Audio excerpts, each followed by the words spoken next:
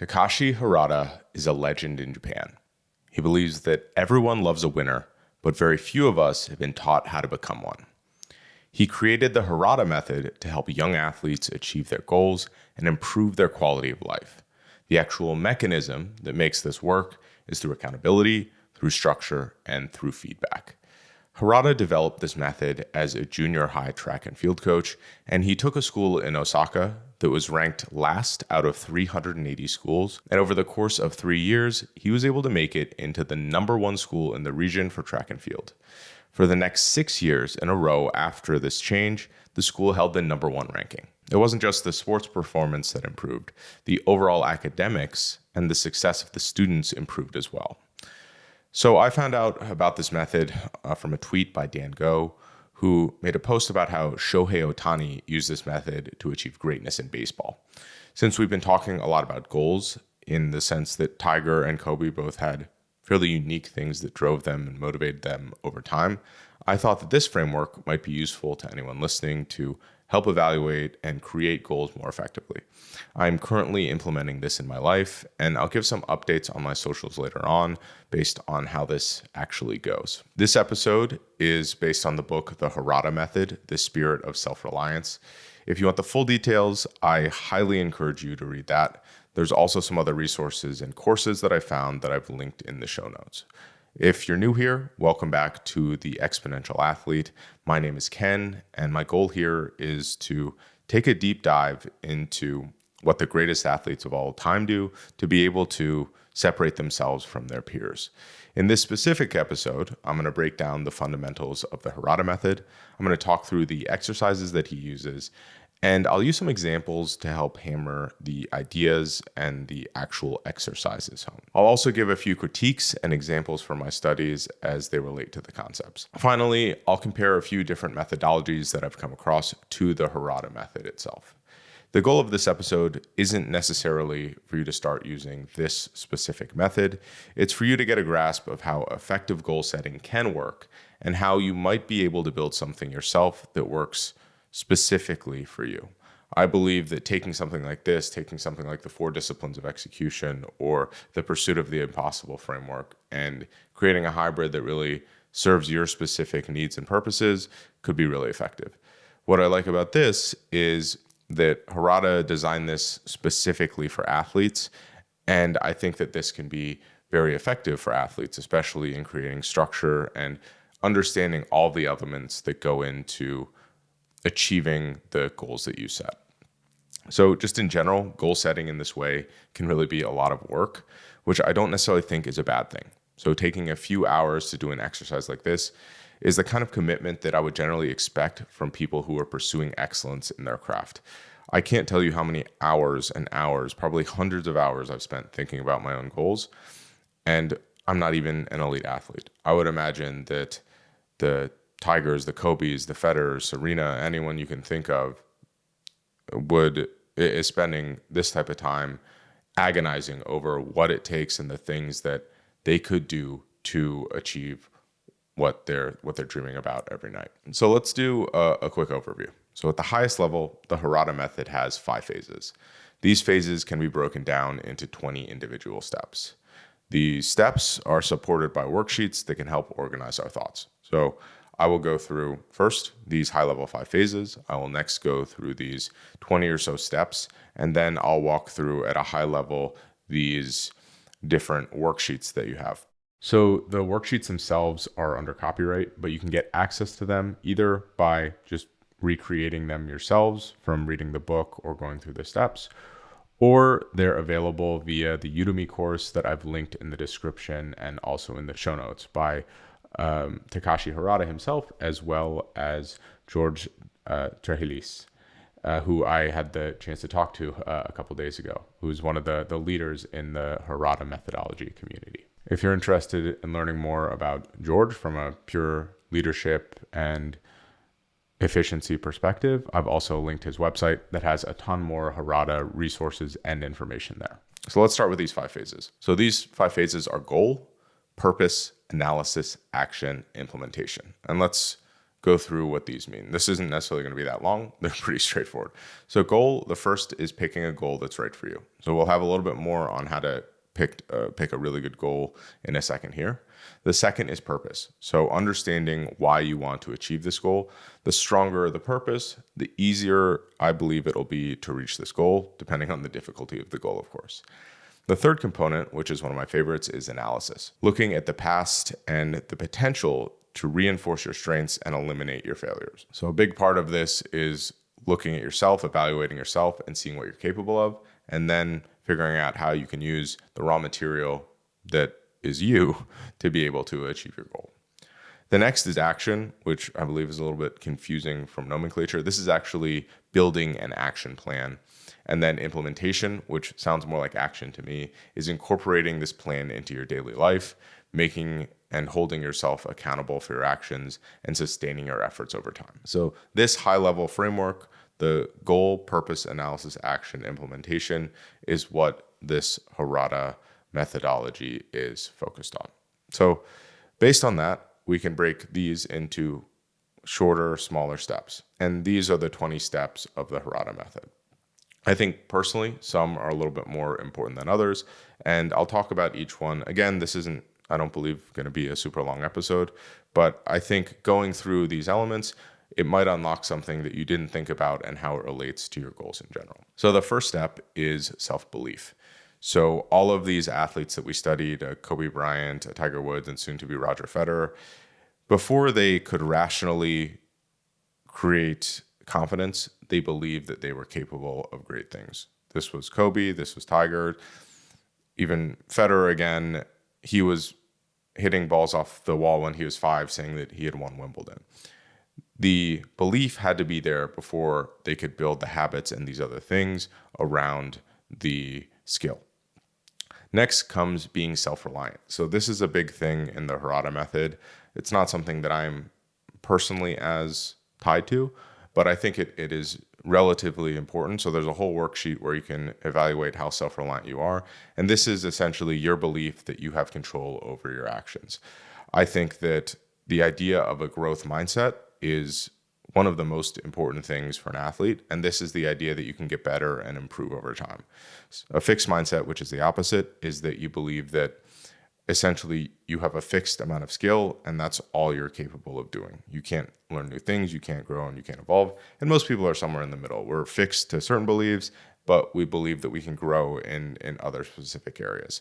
The Harada method is he doesn't use the specific methodology or nomenclature of a growth mindset, but I think that that's what they're going for here. And I highly recommend that everyone try to cultivate this growth mindset that if you work hard, you can grow, you can achieve, and you can change.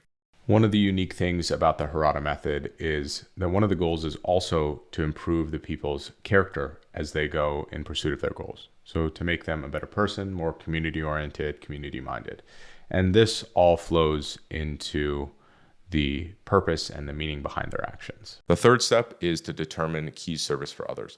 So this is another area that Harada really focuses on that is a little bit different than a lot of the other goal methodologies that I've seen. He believes that through service to others, whether it's community service, whether it's cleaning, whether it's organizing around your environment and domain, making things better for others, there's a humbleness associated with that you can bring into your goals and into the general success in your life. I've been experimenting with this, just cleaning up around the house more, trying to be a little bit more free with my time. And admittedly, I have felt like it's less about me. I'm less trapped in the cycle of my own thoughts and my own importance, and that has really helped me to do more other positive stuff that is good for me. Again, not necessarily something that is overall important, but service to others can also help you to align a little bit more with overall purpose.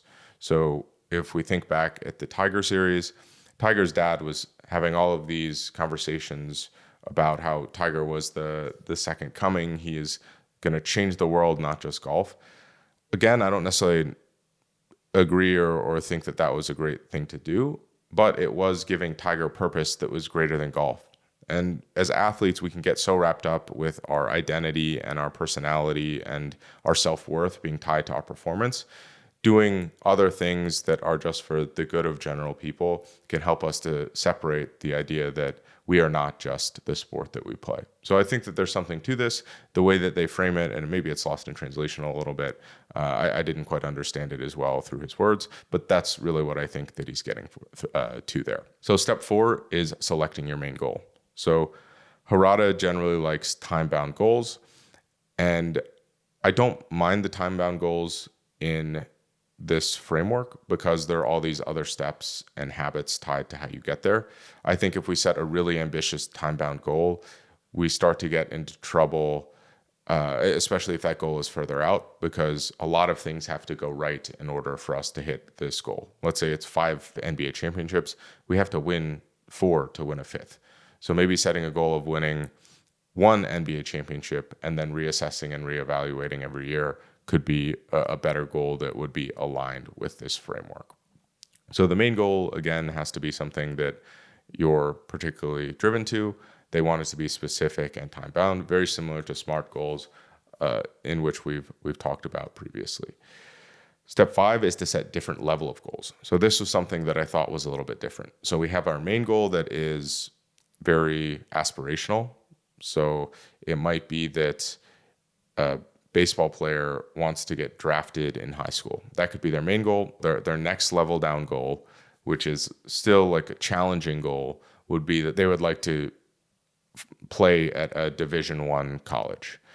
Their lowest effort goal, so that's usually set into a tier of 3, their expected reachable goal is maybe that they just play at a Division III school, or they play baseball after high school at some level. And then you have a 4th one, which is your current capabilities goal. So this is based on what you think you are actually capable of. So the aspirational goal, you have to undergo some personal development to be able to get there, which I think is kind of cool. What could you do if you completely maxed out what you were doing at your current capabilities? So that would probably fall pretty close to that challenging goal. So maybe they think that they could play at a mid-level Division I school rather than an elite level Division I school. The next thing is to set milestone goals. So we take this big goal and we set smaller goals that are aligned with that big goal over time.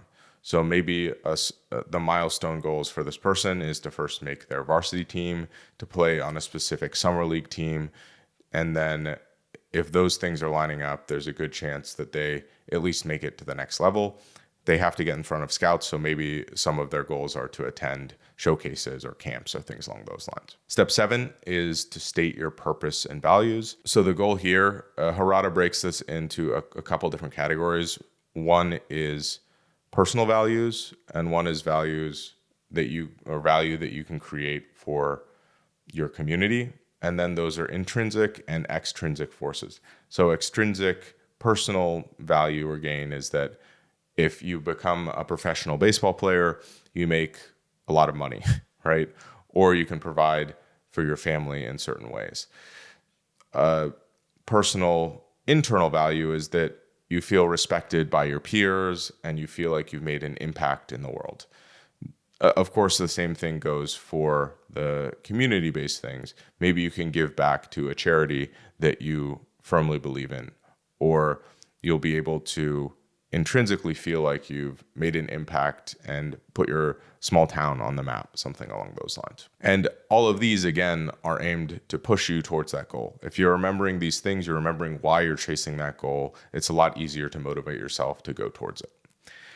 The next part, step 8, is one of my favorite parts, and I think that the Harada Method does this particularly well, and that is to analyze yourself. So they look at self-analysis through 4 different aspects. So there's mental, which is your focus, your confidence, and your overall attitude. Through skills, so knowledge and capabilities. Through health, which is diet, exercise, physical exercise, etc. And then life, so relationships with others, work-life balance, and these types of things. So your goal is to essentially, in each of these areas, write down something you did well and the results of that.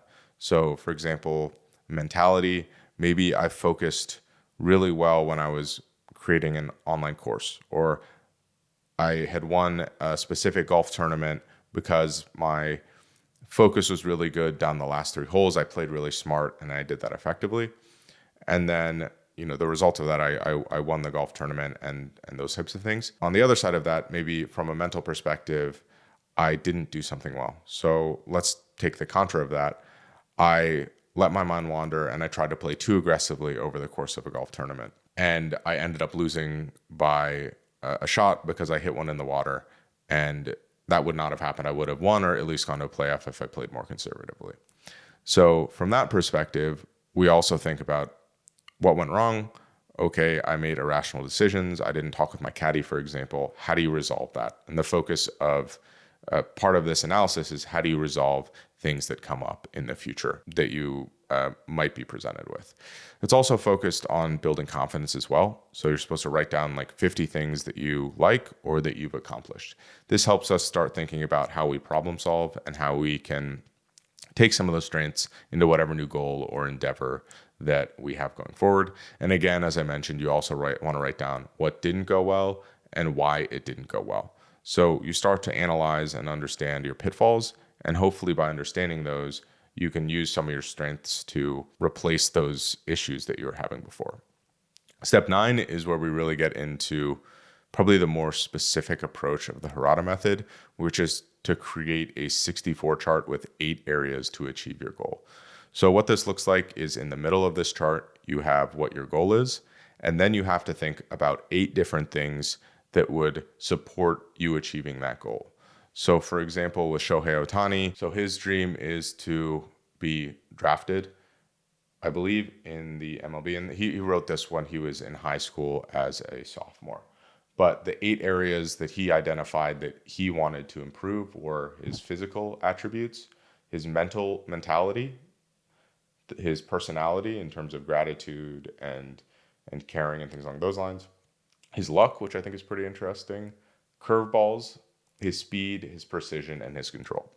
And again, he made this as a sophomore in high school. So maybe not the most nuanced, but obviously this worked for him. He is a generational baseball player that might be the greatest of all time.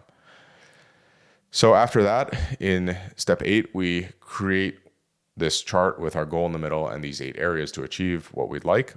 We break that even further into the 8 different tasks or habits, routines that we could do associated with each of those 8 individual areas. So for example, if we're looking at luck, which I think is interesting for Shohei's example, he sees that if he goes to greetings, he's like picking up trash, he's cleaning his room, he has a good attitude, he's reading books, he's worthy of being supported, he is a positive thinker, and he uses the tools that he plays with care. Those are all things that would contribute to luck for him. Another example might be, let's pull up mine for podcasting. Again, this might not be super relevant to you, but I think that this is pretty maybe a bit more of a concrete example. So if I want to reach my podcast goals, one of the important 8 buckets for me is research. That's one of the most important things. So something that I have is read 30 pages minimum every day, make a list of books and people to reach out to research further, highlight books and organize notes, create a system for turning highlighted notes into an episode, talk with people to help review or do more research, consolidate notes after the books are read, review highlights from all books with Readwise, and ask the audience for books on athletes and on tools that they use. So to me, those are the 8 concrete things that I can do to help with my episode research. So the next thing is, of those, some of them were tasks and some of them were habits or routines. So reading every day is a routine, but making a list of books or people to reach out further, that is a task that I should do. And for those tasks, I should be setting a time date for. So when am I going to do that?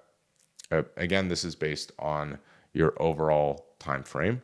So the goals, in some sense, they could be 5-10 years out, but the Harada method suggests you create a matrix like this almost every month for you to meet these intermediary goals that you have. The next thing we do, which is step 12, is to select 10 tasks to get started, and you want to try to do them over the course of the month that you're working on. Step 13 is, again, if we go to our 64 chart, we can see that we have specific habits like reading every day. So I want to start creating a routine of when I do that and building a habit around that. One of the big things is aggregating all the habits we want and then looking at them, evaluating what they are and when we should do them. I personally found that if we have too many habits or routines every day, it can take 10 hours. There's the meme of the entrepreneurship bro that is essentially ice bathing and doing all this stuff in the morning, and it's noon before he starts work, and then he works for an hour and then starts his nighttime routine. We don't want to be that person, but again, routine and habits are very important. Step 14 is writing affirmations. We've talked a little bit about hypnosis, a little bit about the importance of self-talk, and I think affirmations are good. They're probably not the most effective way to program ourselves, but I've absolutely experimented with affirmations. I've experimented with reading scripts to myself based on what I'm interested in achieving and playing those back to myself over time. I found the most effective thing for me personally is writing in a journal every morning and writing the things that I want and I want to achieve. That to me is something that ingrains things in well. It's also multimodal, where we're not just talking and hearing it, we're writing it as well. Step 15 is determining the support that you need. So a big part of this methodology in the feedback and the analysis is getting a mentor or a coach to help you. I've had a tenuous relationship with this in the past, where a lot of the things I'm doing, for example, in a podcasting space, there aren't that many people doing it. So I've struggled a little bit to find people that were really pushing the cutting edge that I could either pay to work with me or would be willing to work with me. I think it's a little bit different in sports, though. You usually have a coach. There's usually people around you if you're pursuing greatness in your field. So 100% work with coaches, 100% share your goals and your progression and your challenges with your coach as well. Step 16 is to select the people to support you. So determining the support you need, I guess, is a little bit different than selecting the people to support you. But again, finding the right coaches, finding what you need. Maybe you've identified, for example, with Shohei Ohtani, that the physical element is important to you. So he has to care for his body, he has to be flexible, he needs stamina. Maybe he needs a new trainer to be able to reach the goals there. Step 17 is one of my favorite parts. It is using the routine check sheet. So the Harada Method, one of the worksheets is this routine check sheet. So you write down all your routines, and every day you have this checklist where essentially you're collecting data or creating data on if you did your routines each day.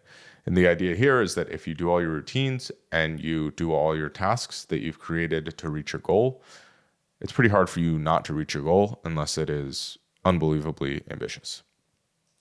Step 18 is to create a daily diary. I actually quite like the Harada diary that they use. There's a couple different elements to it. So the diary here, the first thing we do is we write our name and our date at the top. Then we have today's phrase. So what do we want to remind ourselves each day? Let's see. Today I reminded myself that, some people say work as if your life depends on it. But at the same time, if we're not working to the best of our ability, the quality of our life in the long term does depend on it. So work as if your life depends on it. Like, our life does depend on what we do every single day. If we don't breathe, take a breath, we die in maybe 5-6 minutes, right? So, that was my idea or thought that I wanted to have for the day. The next part is creating a schedule. So you write what you plan to do at each time. You write what you actually did at each time at the end of the day. And then you have some reflections on those things. You also write the top 5 tasks that you want to do that day. And then as you go, there's a place for just daily notes and things to do as you go along. At the end, there's an area where you can reflect and score yourself on how you did in specific areas of your life. And you can choose what you want to put there. The notebook has, for example, work, overall life, learning, those types of things. And you can have comments for each of those. There's also a place where you can write questions that you might have for your coach or mentor, and then the comments that the coach or the mentor might have. And then at the end, you want to write down the challenges and good things that happened that day.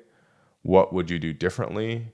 And then inspiring words, phrases, or events. So pretty in-depth. a reasonable amount of work each day. But for me, being able to create some of the structure, I already do some of these things. So for example, I've been planning my day. I write down the top things I want to do each day, and I write down my goals and things like that every day. But I like some of these other elements that I'm also going to incorporate into my routine. So step 19 is to work with a coach or a mentor. And then step 20 is to revise your forms monthly. So to me, this is a pretty good framework overall. I'll probably just go through each of the forms real quickly as well and talk about what's on them so that you can create them for yourself. Again, there's plenty of great resources online. There's that Harada book that I've linked in the show notes and in the description that you can go through. But I thought it would be useful for me to give an example of how I approached this in my own life.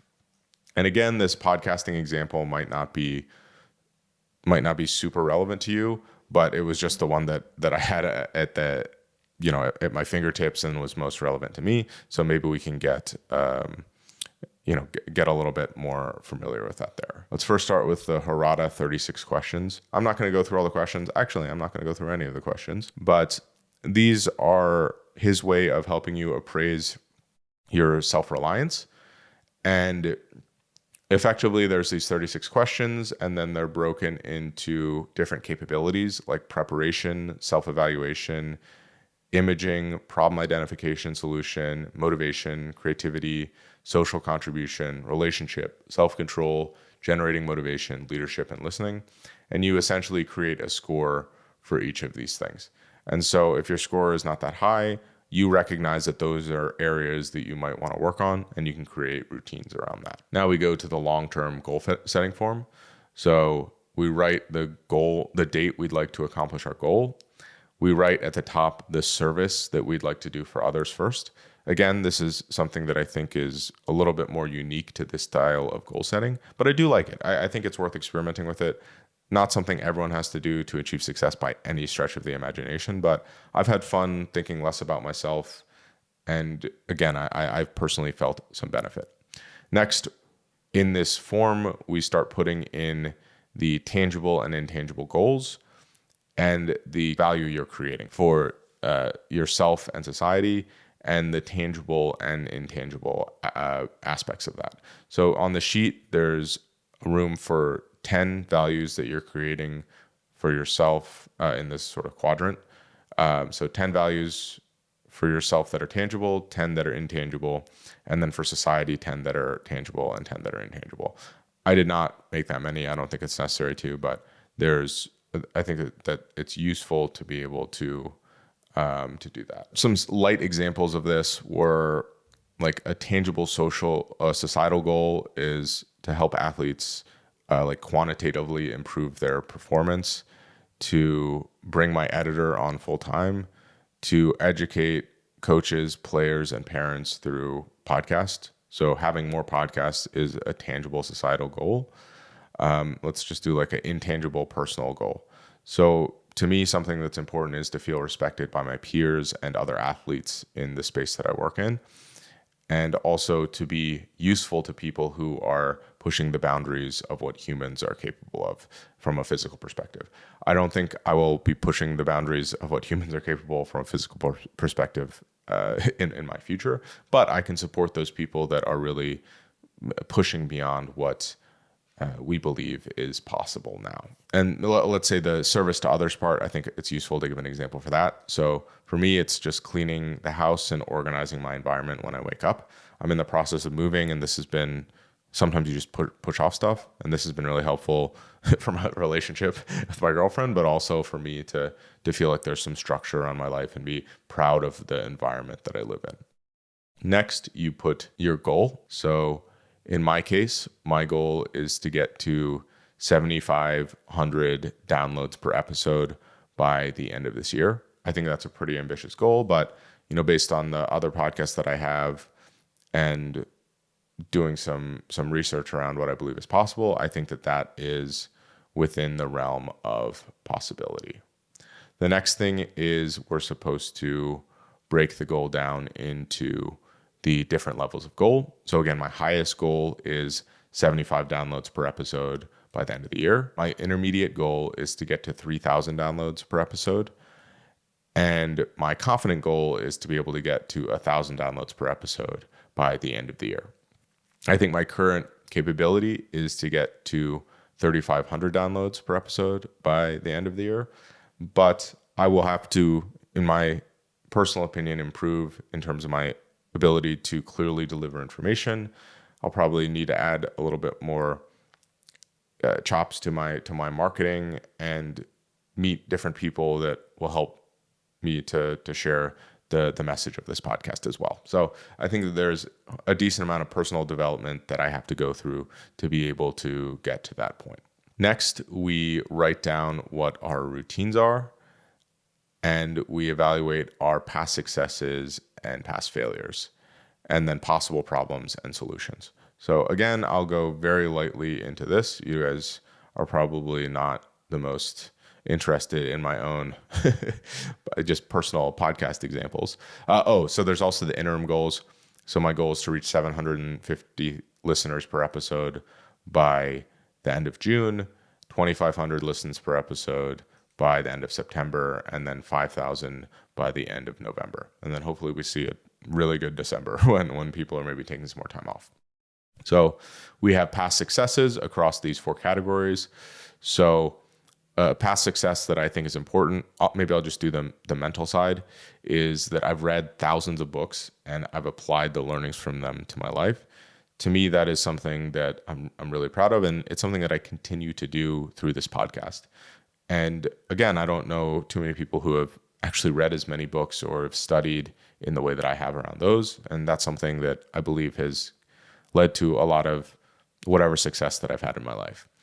And then a past failure on the mental side is that, especially with some of the content that I was producing historically, I didn't follow through with a few of the initiatives that I had planned, and I let my audience down, in my opinion, in that sense. And that's something I really don't want to do in the future. On the other side of that, we have like possible problems that come up.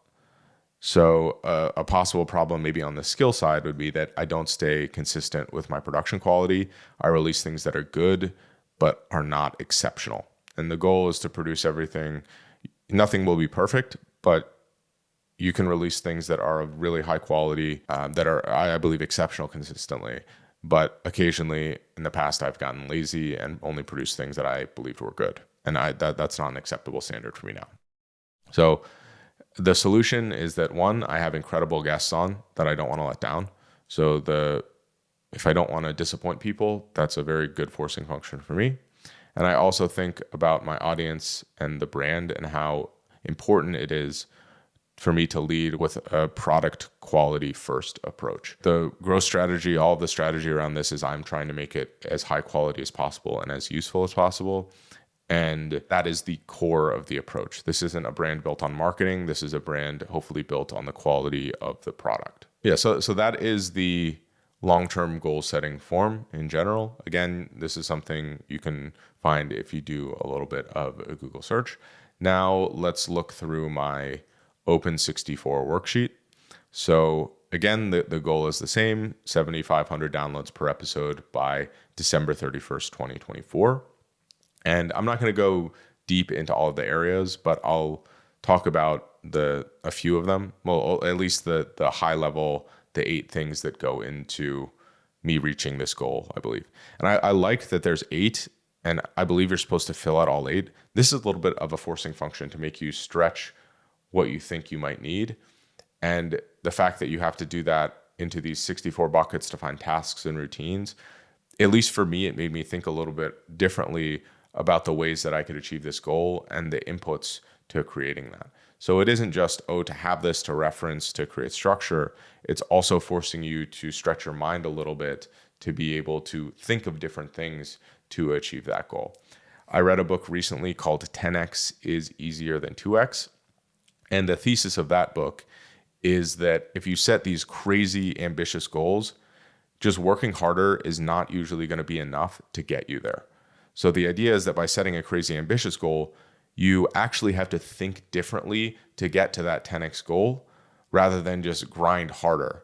And if you're thinking differently, that's where the real innovation comes, rather than just putting in more effort, because effort has linear returns, thinking differently has exponential returns. And you know how we love exponential returns on this podcast.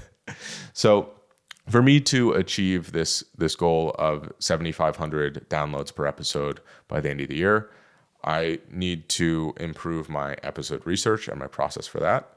I definitely need to improve the marketing of the podcast. Right now, I've just been sharing some posts on LinkedIn and Twitter, and that's basically it. I have to improve the production quality and the overall quality of the product.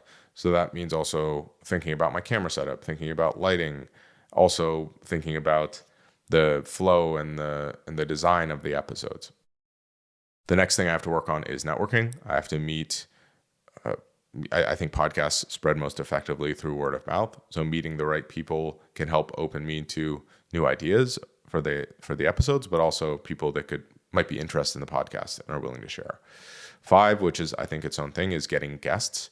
So part of this podcast, I think personally, I'm bringing on really high quality guests that have unique perspectives, and I'd like to continue to do that.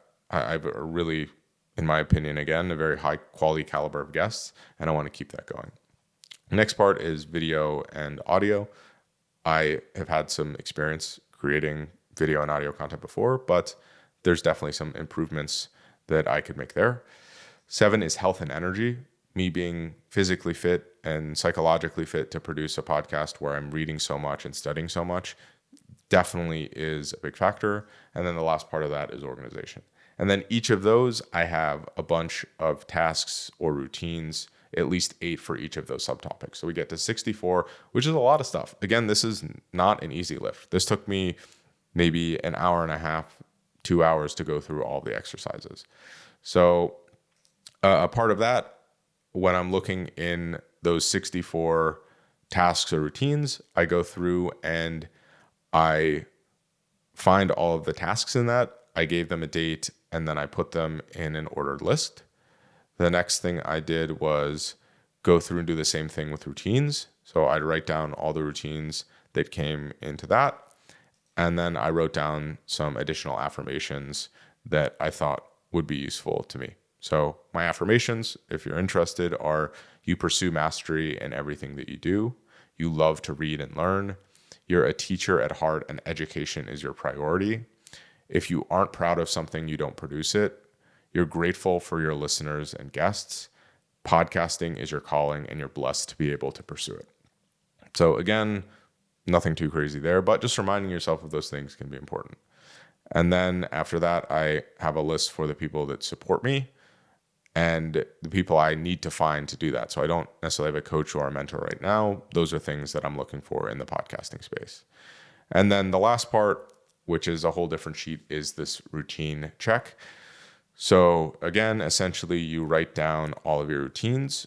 There's a column for how you evaluate your routines, and then there's a checklist as you go through every day over the course of a month, which of the things that you do, and then at the end of the month, you can go back and evaluate. I was a little confused with the timeframes associated with these things. So from what I understand, you do this entire exercise for yourself, whatever your massive goal is. So a long-term goal, I haven't done this one yet. I just did the one for till the end of the year to experiment with this. But you might want to set a 10-year goal that you hope to achieve. And then you would do this for each month of that goal to refresh yourself and to line up the routines and everything as you go with it. After talking with Todd Herman, I think maybe the optimal goal setting framework for this would be around 3 months. So 90 days seems to be a good sweet spot for goal setting and accomplishing things. But I liked this methodology quite a bit. I think it added really good elements of structure, and the accountability factor, the service to the community was also pretty different from what I've seen before. And I'd like to personally integrate those into my life and see how they work. I think that the more I think about it, the service to a community is important to me. I mean, I'm making a free public podcast to hopefully help athletes and coaches improve, or any high achievers improve the quality of their work. So what don't I like about this method? So I think that realistically, this method is very cumbersome. There's a lot of stuff that you have to do every month. And maybe that's a good thing because it keeps you and holds you accountable. But when I've done cumbersome routines or methodologies before, I would miss a day and then I'd miss 2 days and then I'd miss 3 days and I'd stop doing it altogether. So having a coach or a mentor hold you accountable, just someone to hold you accountable, is something that I think is pretty important for this aspect. This to me is a lot more intense version of the 4 disciplines of execution, which I've talked about in other podcasts. So in that one, you have a wildly important goal, you have process goals where you're only focused on things that you have complete control over. So rather than me focusing on reaching 7,500 downloads, it would probably be better for my mental health to focus on getting to 52 podcast episodes, because me producing podcast episodes is directly correlated with a following or listeners. And I have complete control over if I produce a podcast or not. I don't have a complete control over if people actually listen to my podcast. So to me, that's maybe a little bit of nuance that I'd like to steal from 4 disciplines of execution. The other side of that is keeping a scoreboard. So we're doing that here with the routines, but and I guess also with the tasks. And then the last element of that is feedback and accountability, which this also has built in. I really like this aspect. And the other methodology that I would probably compare it with is The Art of the Impossible by Steven Kotler. So his is really focused on getting into flow, and there's a bit more focus on creativity in that framework. But it generally does follow a similar pattern where you set these really big goals, and then you have smaller goals that feed into them, and you create these routines or things along the same vein. That is a little bit more focused on doing things and creating opportunities for deep work, and a little bit more focused on the scheduling side of that, which I would recommend as well. If you want me to evaluate or extrapolate on those frameworks more in a separate episode, please let me know. Again, I hope you found this useful. I know that this Harada methodology has helped Shohei Ohtani. It's something that I think very likely will help me organize and achieve a lot of the goals that I've set. And I hope it does the same thing for you. I've left a lot more resources in the show notes and the description. You should be able to click on those and learn a lot more. Also, if you enjoyed this, if you want to help out the podcast, please leave a review on whatever platform you're working on. And please just recommend this to a friend. Anyone who's trying to do the best or be the best at whatever they do. That's all I ask here. You can also follow me on socials, ask me questions, give me recommendations. I've linked my Twitter and my LinkedIn in the show notes as well. Thank you so much for watching. I'm enjoying pursuing greatness together with you.